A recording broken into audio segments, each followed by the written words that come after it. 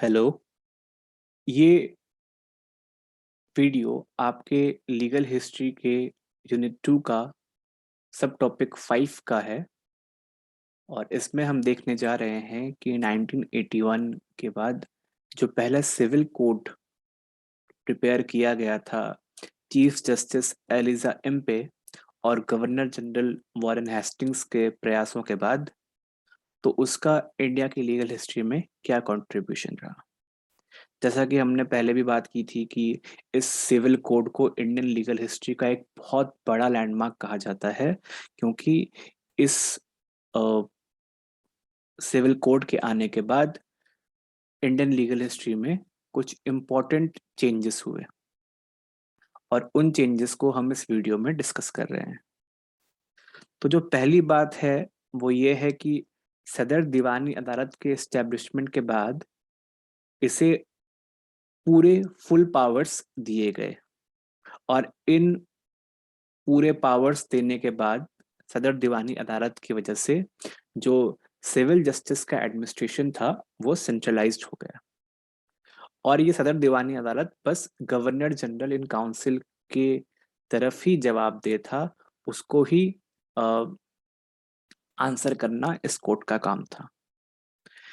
सदर दीवानी अदालत अपने नीचे के सारे सब ऑर्डिनेट कोर्ट्स को मेंटेन करता था और उसको सुपरवाइज करता था। तो पूरे जो मुफस्सिल का एरिया था बंगाल, बिहार और उड़ीसा का, वहाँ पे एक यूनिफॉर्म जस्टिस का एडमिनिस्ट्रेशन एस्टेब्लिश हो सका। दूसरी बात ये थी कि इस लैंडमार्क रिफॉर्म के बाद, इससे पहले भी हालांकि हमारे हेस्टिंग साहब के प्रयासों की वजह से पर्सनल लॉज रिकॉग्नाइज कर लिए गए थे, लेकिन चीफ जस्टिस एम्पे ने सिविल कोड के द्वारा हिंदू और मोहम्मडन लॉज को बेटर वे में गवर्न करना शुरू किया। उन्होंने पूरा एक प्रोसेस तैयार किया, एविडेंस को लेके रूल्स तैयार किए और एक सेपरेट इंस्टीट्यूशन तैयार किया लीगल प्रोफेशन का, जो जजेस और लिटिगेंट्स दोनों को ही असिस्ट कर सके इंडिया में।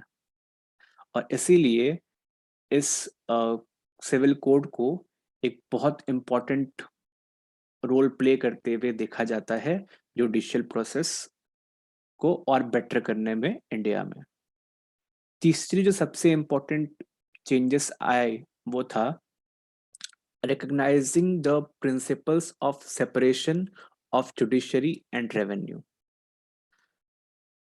हमने पहले भी बात की कि एलिजा एम्पे ने जुडिशरी और रेवेन्यू कलेक्शन को अलग करने में पूरा पूरा जोर दिया था।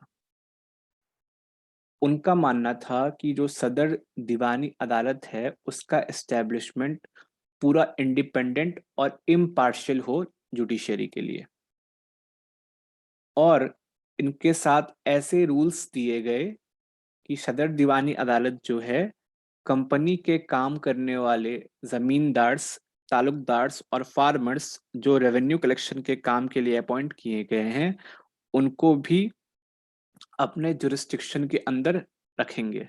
इट मीन्स कि अगर ये जमींदार, तालुकदार और फार्मर्स जो कंपनी के लिए रेवेन्यू कलेक्शन का काम कर रहे हैं, अगर उस कोर्ट के जुरिस्डिक्शन के एरिया में आते हैं तो उनके द्वारा किया हुआ कोई अपराध भी इस कोर्ट के संज्ञान में आएगा, वो कोर्ट इस पे भी एक्शन ले सकता है।